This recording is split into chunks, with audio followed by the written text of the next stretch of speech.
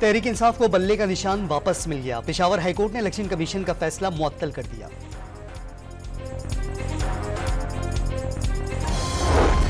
Peoples party ने खैबर पख्तूनख्वा में अवामी national party की विकेट गिरा दी।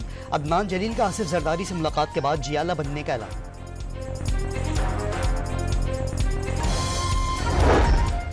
बलोचिस्तान में पीपल्स पार्टी खवातीन विंग के रहनुमाओं का टिकटों की तकसीम पर गुस्सा। सूबाई और जिले अहदेदारों के शिकायती वीडियोज वायरल।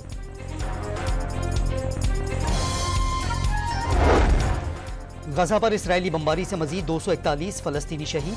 मजमूई शहादतें 20,915 हो गई।